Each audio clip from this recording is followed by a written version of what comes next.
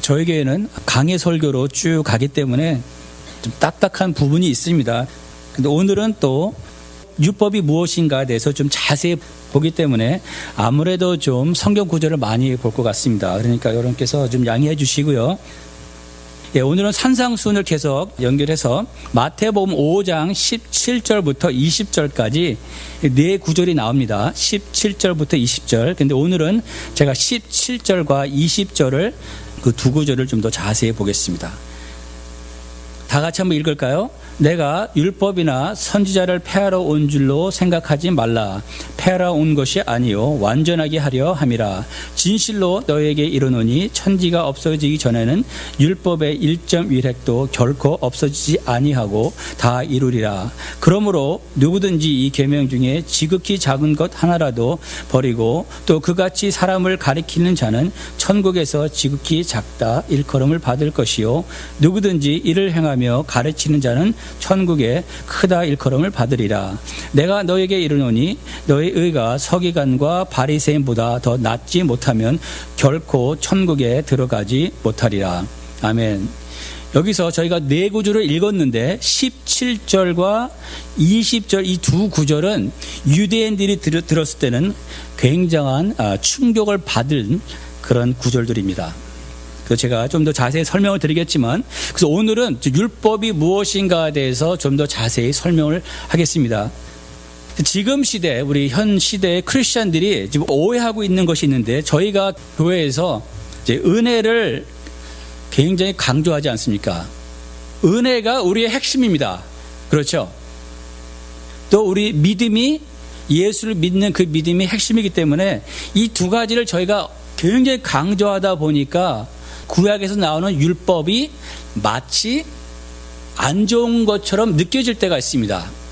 그러니까 은혜라는 것을 부각시키다 보니까, 또 믿음이라는 것을 부각시키다 보니까 구약에 나오는 율법은 마치 문둥병처럼 여길 수가 있습니다. 그런 오해가 지금 우리 믿는 사람들 사이에서도 율법이 안 좋은, 나쁜 것처럼 그렇게 생각하는 그런 인식함이 있는 것 같습니다. 근데 우리가 하나 알아야 될 것은 뭐냐면 율법과 복음은 하나입니다. 율법이 있기 때문에 복음도 있다고 말을 할 수가 있습니다. 그 로마서에서 보니까 이런 말씀이 나옵니다. 로마서 7장에 보니까 율법에 대해서 알아야 될 것은 뭐냐면 7장 12절과 14절 이 두 구절에는 이렇게 나와 있습니다. 이러 보건대 율법은 거룩하고 계명도 거룩하고 의로우며 선하도다. 여기서 율법을 가리켜서 뭐라고 말하고 있냐면 율법은 거룩하다 그랬습니다. 또 율법은 의롭다 그랬고, 또 율법은, 아니 어떻게 율법이 선할 수가 있을까요? 그래서 여기서 나오는 것은 또 14절에 보니까 우리가 율법은 신령한 줄 알거니와 스피리추얼하다 그랬습니다. 율법은 다시 말해서 거룩하고 의롭고 또 선하고 신령한 것이라는 것입니다. 율법과 복음은 하나입니다. 그 동전에 보면은 양면이 있죠. 앞에 하고 뒷면이 있는 것처럼 율법과 복음은 하나로서 연결이 됐다는 것입니다. 그러면 마태가 2000년 전에 왜 이런 말을 썼을까? 유대인들 사이에서는 어떤 생각이 있었냐면 예수님은 율법을 싫어하는 분이다. 율법을 적대시하고 율법을 반대한다는 그런 인식이 있었습니다. 오해하고 있었다는 것이죠. 사실 근데 이해가 갑니다. 충분히 오해할 만해요. 유대인들 구약에서 가장 중요하게 여겼던 것들 중 몇 가지가 그 중에 하나가 안식일이죠. 그들은 안식일을 목숨보다 중요하게 생각을 했습니다. 한때는 그 안식일을 어떻게까지 지켰냐 하면요, 적군이 쳐들어와도 싸우지를 않았습니다. 왜냐하면 싸우는 것은 몸을 움직여야 되는 것이고, 몸을 움직이는 것은 일을 하는 것이니까. 그 정도로 이 사람들은 율법 또 그 안식일에 대해서 아주 엄격하게 그것을 지켰다는 것이죠. 그런데 예수님께서 오셔서 안식일을 지키지 않으셨어요. 그래서 계속 부딪히는 거 하나 중에가 뭐냐면 안식일을 계속 예수님께서 범하셨다는 것이죠. 또 예수님께서 성전 안에 들어가서 막 뒤집어 엎었죠. 마가복음 7장 19절에 보니까 이는 마음으로 들어가지 아니하고 배로 들어가 뒤로 나감으로 모든 음식물을 깨끗하다 하시니라. 이 말씀은 뭐냐면 예수님께서 너희는 지금부터 어떤 음식이라도 먹을 수 있다는 것이죠. 그들은 돼지 고기를 먹었습니까? 안 먹었습니까? 절대로 안 먹죠. 지금도 안 먹습니다. 그러나 예수님께서 음식이 중요한 것이 아니다. 근데 구약을 보게 되면 음식에 대한 법들이 굉장히 많이 나와 있습니다. 얼뜻 보면 예수님께서 율법을 반대하고 폐하는 것 같습니다. 또 히브리서의 10장 8절 이런 말씀이 나옵니다. 주께서는 제사와 예물과 번제와 속죄제는 원하지도 아니하고 기뻐하지도 아니하신다 하였고 이는 다 율법을 따라 드리는 것이라. 얼뜻 보면은 예수님께서 율법을 아주 싫어한다는 것처럼 보이고 있습니다.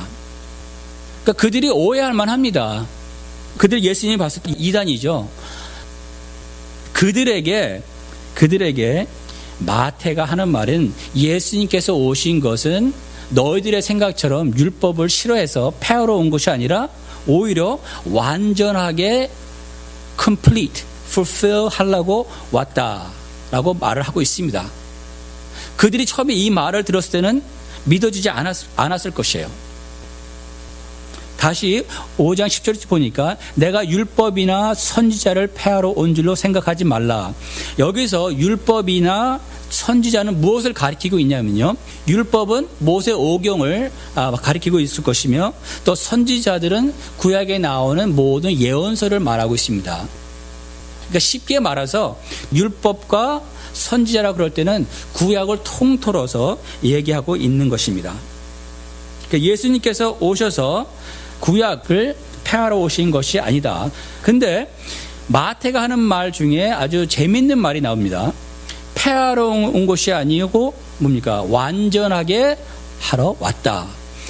그 말을 들으면요. 완전하게 한다는 것은 무슨 말이냐 하면은 뭔가가 지금 미완성, 뭔가가 좀 부족하다는 그 임플리케이션이 있죠. 구약이 율법이 완전하다 하면은 와서 완성할 게 없겠죠. 그래서 구약은 크게 두 개로 나눠서 율법과 선지자라 그러는데 모든 구약에 나오는 예언서는 앞으로 메시아가 오실 것이다. 계속 메시아가 온다고 말을 하고 있는데 아직 메시아가 오지 않았기 때문에 미완성이라는 말이죠.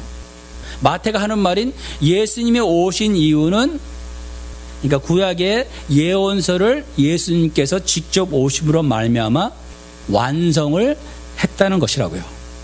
그러면은 율법, 모세 오경에 나오는 법에는 무엇이 부족했기 때문에 뭐가 미완성이기 때문에 예수님이 와서 그거를 완성을 시켰습니다. 율법이 무엇이 부족했는가 우리 잠깐 보겠습니다. 율법에 어떤 약점이 있다는 것입니다. 아주 부족한 것이 있는데 로마서 8장 3절 한번 볼까요? 이는 그리스도 예수 안에 있는 생명의 성령의 법이 죄와 사망의 법에서 너를 해방하였음이라.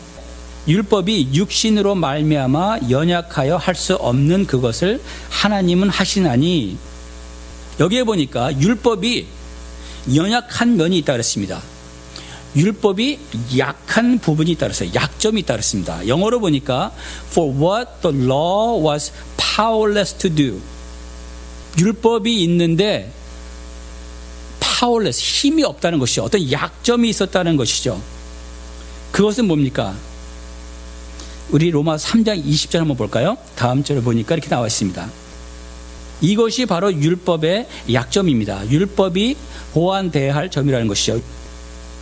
로마서 3장 20절에 보니까 그러므로 율법의 행위로 그 앞에 의롭다 하심을 얻을 육체가 없나니 율법으로는 죄를 깨달음이라. 그런즉 우리가 무슨 말하리요? 율법이 죄냐? 그럴 수 없느니라. 율법으로 말미암지 않고는 내가 죄를 알지 못하였으니 곧 율법이 탐내지 말라 하지 아니하였더라면 내가 탐심을 알지 못하였음이라.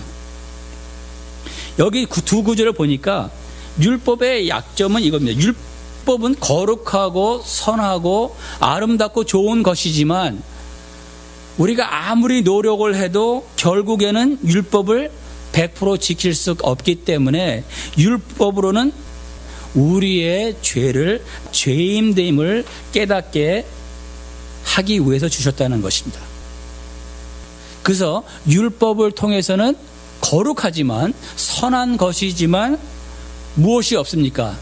용서함이 없고 구원이 없다는 것입니다. 율법의 목적은 율법을 통해서 내가 죄임됨을 깨닫게 하기 위해서 주셨다는 것입니다. 전도할 때 가장 힘든 것 중에 하나가 무엇인지 아십니까? 죄인됨을 깨닫게 해주는 게 너무너무도 힘이 듭니다. 저희 아버님을 저희가 온 식구가 예수를 믿고 다 믿었는데 저희 아버님은 10년 걸렸습니다. 저희 아버님을 전도하는데. 근데 저희 아버님은 전도를 하면 항상 이런 말씀 하셨어요. 나는 죄인이 아니다라는 그런 말씀을 하셨습니다. 저희 아버님이 쓰신 비유는 뭐였냐면 옛날에는 쌀 장사하는 가게들이 있었습니다. 쌀을 팔 때 이렇게 대로 팔죠. 그러니까 쌀을 그 가마를 풀어서 이제 쌀을 이제 대에 담고 위에 이제 수북히 쌓여 있는 것을 이제 깎아 가지고 한 대, 두 대를 파는데 그 동네에 어떤 장로님이 쌀 장사를 하고 계셨는데 이분이 쌀을 수북히 싼 다음에 쌀을 깎을 때는 항상 한쪽을 들었대요. 대를 한쪽을 들면 쌀이 이제 흘러내려오겠죠. 그러니까 사람들을 치ít했다는 것이라고요. 예수를 믿는 장로님이 쌀 장사하신 장로님이 그 돈을 조금 더 벌기 위해서 사람들을 속였다는 것이에요. 근데 저희 아버님은 자기는 평생 살면서 그렇게 속이지 않았다는 것이라고요. 또 저희 아버님은 참 가정에 충실하셨고 한국 분으로서 괜찮은 남편이었어요. 좋으신 남편이고 또 좋으신 아버지였어요. 인간적으로 별 흠을 잡을 수 없는 그런 분이었습니다. 근데 그런 분한테 죄인이기 때문에 예수를 믿어야 된다 하는 그 말이 안 먹혀 들어가더라고요. 그래서 저희 아버님이 예수 믿는데 한 10년 걸렸습니다. 그래서 제가 그랬죠. 그때 저는 제일 미니스트리, 감옥서 미니스트리를 좋아한다고. 전도할 때 제일 에너지를 많이 쓰는 게 이 죄를 깨닫게 해주는 것인데 감옥서 가면은 한마디로 딱한 너 죄인이지. I know. 다 그래요. 뭐 더 할 말이 없습니다. 그러면 복음으로 들어갈 수가 있어요. 그러니까 특별히 좀 인간적으로 이렇게 선하게 사신 분들한테 이 예수 믿는 것이 보통 어려운 것이 아닙니다. 열심히 잘 살았거든요. 근데 문제는 왜 죄를 못 깨닫냐 하면은 자기 자신과 다른 사람을 비교해 보니까 자기는 너무나 괜찮은 사람이에요. 왜냐하면 우리는 보통 나와 남을 비교할 때 나보다 좀 못한 사람하고 비교를 합니다. 또 TV나 라디오 방송을 통해서 사기꾼들 얘기 듣죠. 살인 사람들 얘기 듣죠. 그런 사람들과 비교하다 보니까 나는 너무나 괜찮아요. 내가 아무리 생각해도 나는 너무나 괜찮은 사람이에요. 거울을 보면은 칭찬해주고 싶어. 야, 너 정말 괜찮다. 근데 그런 사람한테 가서 예수를 믿어야 된다. 왜? 너는 죄인이기 때문에 쉬운 일이 아닙니다. 보세요. 그렇기 때문에 예수님이 성경에 나오는 바리새인들, 종교인들이죠. 종교인도 보통 종교인들입니까? 서기관들과 바리새인들이 그 사람은 온 인생을 바쳐서 종교 생활을 하는 사람들, 어떻게 하면은 거룩하게 할까 하는 열심, 최선을 다해서 착한 일을 행하는 그런 사람들한테 와서 예수님이 너는 죄인이다 하니까 얼마나 기분이 나빴겠습니까? 전도하다 보면요 굉장히 기분 나빠합니다. 죄인이니까 예수님 믿으세요. 기분 나쁠 만하죠. 아니 내가 왜 죄인이냐. 그래서 예수님과 바리새인들과 굉장히 많이 부딪혔죠.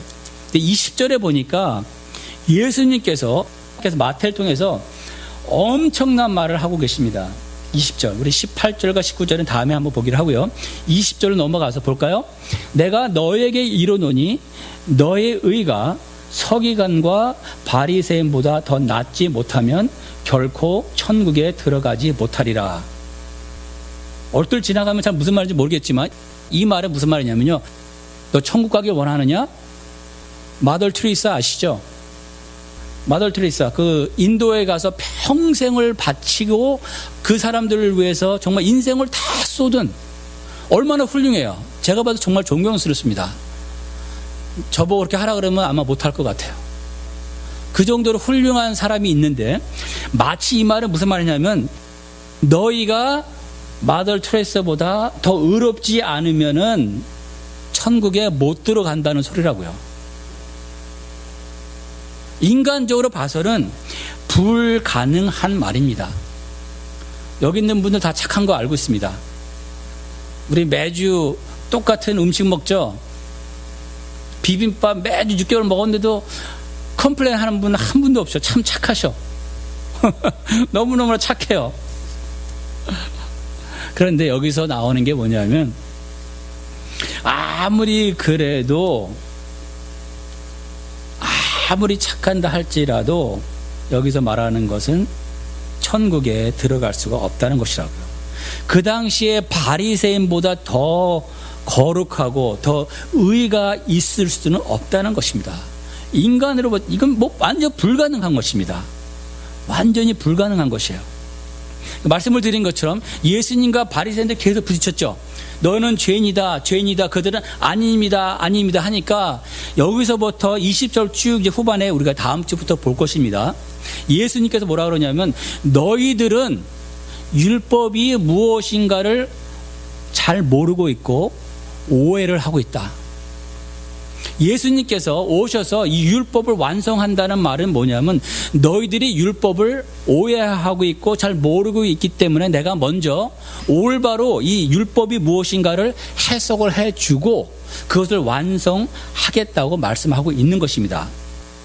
20절 후반으로부터 무슨 얘기가 쭉 나오고 있냐면 율법을 예수님께서 이것이 율법이다 하면서 설명해 주신 게 뭐냐면은 이런 말 6가지의 example이 나오고 있습니다. 첫째로 뭐가 나오냐면 너희가 형제를 보고 라가, 형제를 보고 노하는 자마다 심판을 받고 지옥불에 떨어진다 그랬습니다. 라가라는 말은 형제를 보고 이 어리석은 놈, 이 바보 같은 놈. 그러니까 여태까지 문제는 뭐였냐면 바리새인들과 유대인들 모든 사람들은 겉으로 하는 행위만 괜찮으면은 자기는 의로운 줄 알았어요. 근데 예수님께서 오셔서 하는 말이 진짜 율법은 너의 마음을 기준으로 삼고 있다는 것을 가르쳐 주고 있는 거예요. 겉으로 나타나는 그 행위가 너의 의가 될 수가 없고 하나님은 너의 마음을 본다고 말하고 있습니다. 여러분은 저를 잘 모르시겠지만 제 성격이 급합니다. 그래서 뜨거운 밥을 못 먹어요. 뜨거운 커피도 못 마십니다. 그러니까 운전할 때 얼마나 급하게 운전하겠어요. 그러니까 앞에 누가 천천히 가면은 안 좋은 말이 막 나와 입에서. 저 사람은 왜 그래? 짜증나.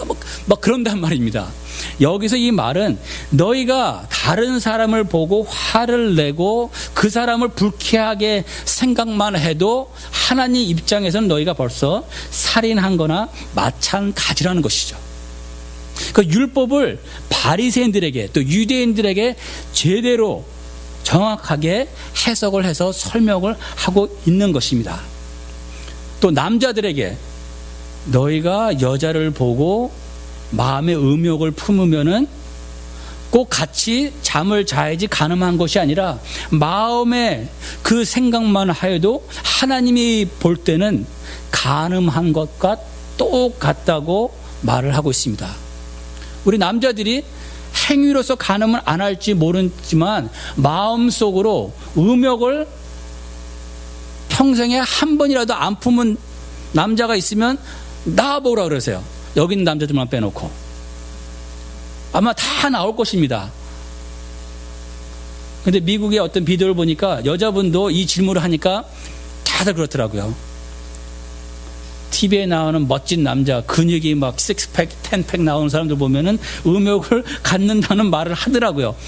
남자나 여자나 똑같다는 것입니다. 그런데 우리는 꼭 같이 잠을 자야지 가늠이라 생각을 하지만 하나님의 볼 때는 마음을 보기 때문에 우리 모든 사람이 살인한 것이요 모든 사람이 간음을 하였다는 것입니다. 또 다른 비유가 하나 나옵니다. 어떤 비유가 나냐면 눈은 눈으로 이는 이로 갚으라 그랬죠. 근데 예수님께서 그러지 말라.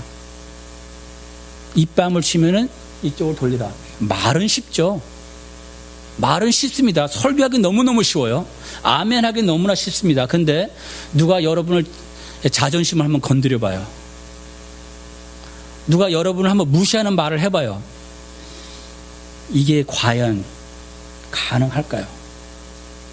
또 원수를 위해서 기도하라.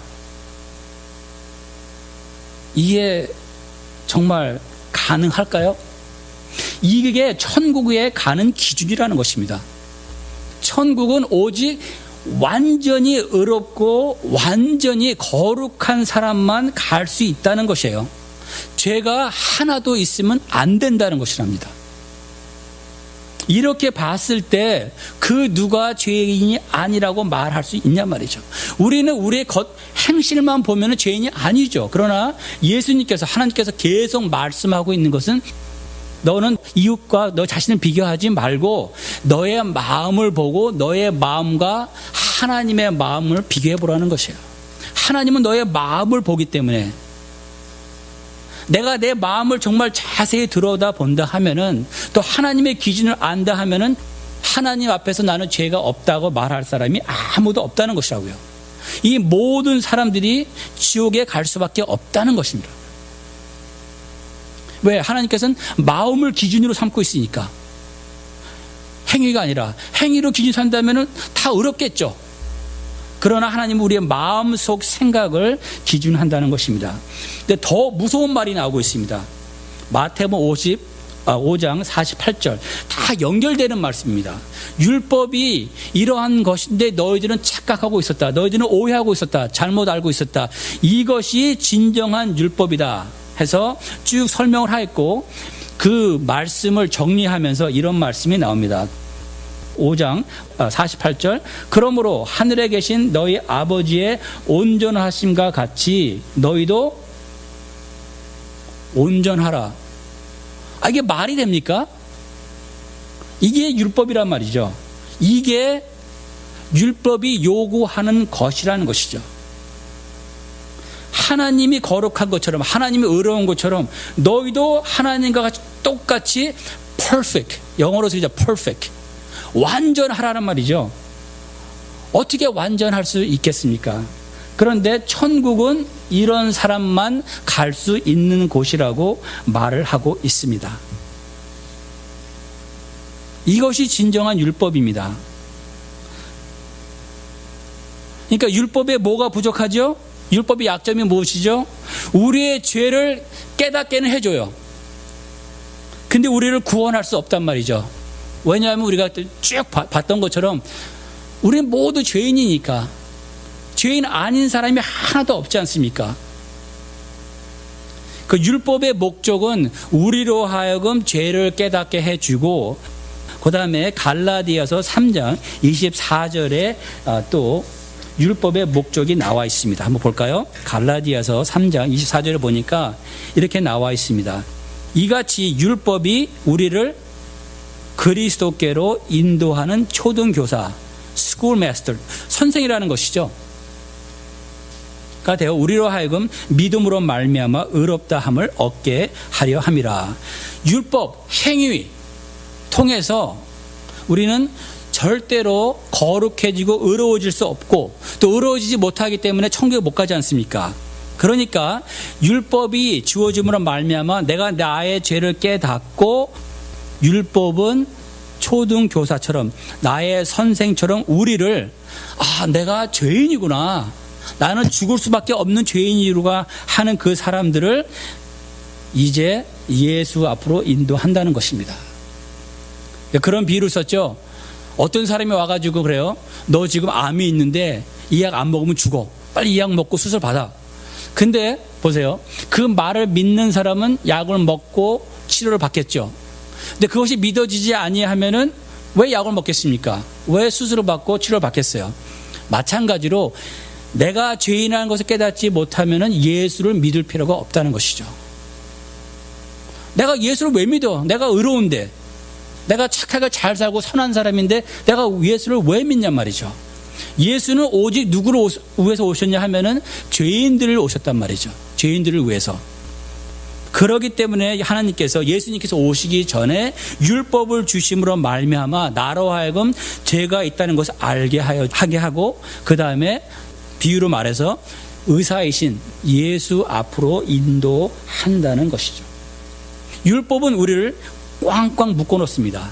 죄인이라는 것을 깨닫게 해주고, 그러므로 말미암아 우리가 예수 앞에 왔을 때 무릎 꿇고 하나님, 나에게 긍휼을 베풀어 주십시오.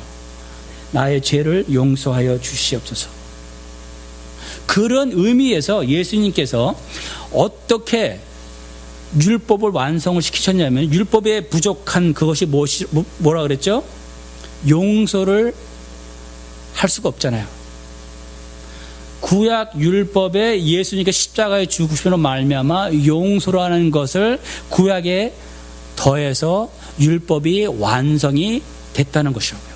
율법 자체가 나쁜 것이 아니라 율법은 미완성, 율법은 무엇을 기다리고 있었냐면은 예수님이라는 짝이 와서 그 짝을 맞춰줌으로 말미암아 완성품이 퍼펙션이 된다는 것이죠. 그래서 율법의 완성은 바로 예수라는 것입니다. 율법이 할 수 없는 그것, 우리를 구원하는 그것을 예수님께서 오셔서 완전히 이루셨다는 것을 말하고 있습니다. 이렇게 나와 있습니다. 로마서 8장 3절 4절. 이는 그리스도 예수 안에 있는 생명의 성령의 법이 죄와 사망의 법에서 너를 해방하였습니다. 율법이 육신으로 말미암아 연약하여 할 수 없는 그것을 하나님은 하시나니 곧 죄로 말미암아 자기 아들을 죄 있는 육신의 모양으로 보내어 육신의 죄를 정하사 육신을 따르지 않고 그 영을 따라 행하는 우리에게 율법의 요구가 이루어지게 하려 하심이라. 예수님이 왜 오셨냐? 율법의 약점을 보강하기 위해서. 어떻게? 그 십자가의 죽으심으로 말미암아 율법이 요구하는 것을 이루었다는 것이죠. 율법이 무엇을 요구합니까? 의를 요구하잖아. 네가 의가 없어? 그러면 네가 죄밖에 없어? 죄가 있으면은 죄를 어떻게 해야 됩니까? 페이해야죠. 죄값을 치러야 되죠. 그러니까 예수님이 오셔서 나의 죄를 대신 치름으로 말미암아 율법이 요구하는 것을 다 이루었다는 말이죠. 율법은 무엇을 요구했느냐? 죄값을 원했단 말이에요. 그래서 예수님께서 나의 죄값을 대신 치렀으니까 나는 예수를 믿으면 죄값을 치를 필요가 없어요. It's already paid. 벌써 죄값이 치루어졌기 때문에. 그런 의미에서 예수님께서 나는 율법을 완성하러 왔느니라. 율법을 폐하러 온 것이 아니라 그들이 오해하는 것처럼 이 거룩하고 의로운 율법은 내가 십자가의 죽음으로 말미암아 용서를 율법에 더함으로 완성되었느니라. 폐하러 온다는 그 개념을 잠깐 보겠습니다. 얼뜻 보면 이제 폐한 것 같다 그랬죠. 왜냐하면은 음식도 아무거나 먹을 수 있다 하였고 이제는 제사를 안 드려도 되니까. 그러니까 구약의 일부분은 예수님께서 오심으로 말미암아 교체가 됐어요. 무슨 말이냐면 보세요. 우리 히브리서 10장 1절 한번 볼까요? 히브리서 10장 1절. 율법은 장차 올 좋은 일의 그림자일 뿐 참 형상이 아니므로. 율법은 뭐예요? 그림자라 그랬어요. 율법은 모형이라 그런 것이죠. 어떤 모형? 앞으로 오실 예수의 모형. 그러니까 우리가 구약 율법을 봤을 때 유월절 양을 보죠. 그 유월절 양은 누구를 모형 삼아 있어요? 누구를 상징하고 있어요? 예수님을 상징하고 있다는 것이죠. 그러니까 구약의 그런 그 제사 같은 것들은 예수님께서 오시기 전까지 임시로 있었다는 것이라고요.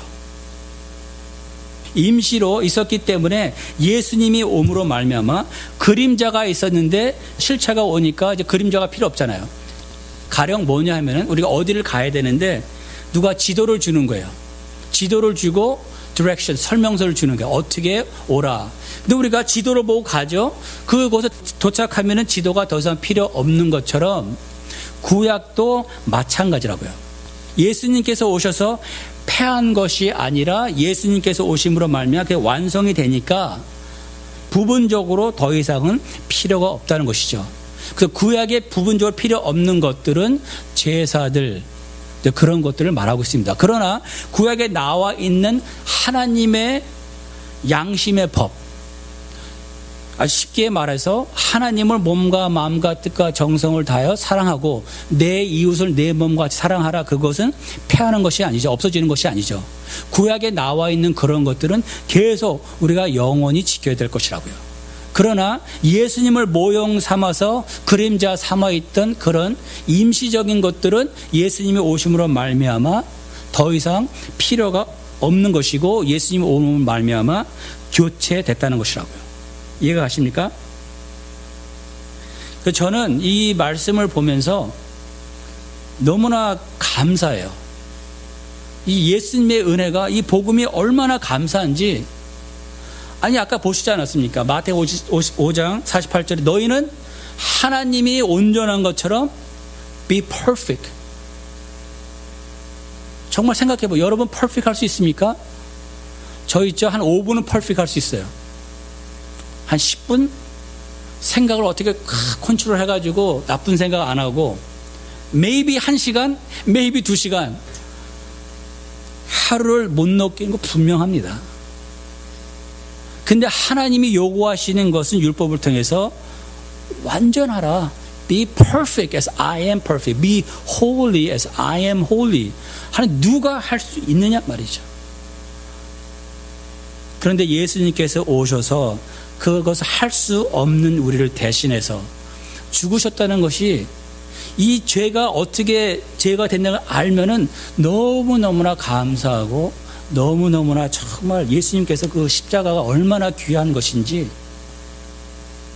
정말 그것이 깨달아지면은 내가 예수님을 위해서 무엇을 못하겠어요. 우리의 신앙생활은 이것이 깨달아질 때 감사함이 내 안에서 원동력이 된다는 것이죠. 율법을 제대로 알아야지 우리가 말하는 복음을 알 수 있다는 것이라고요.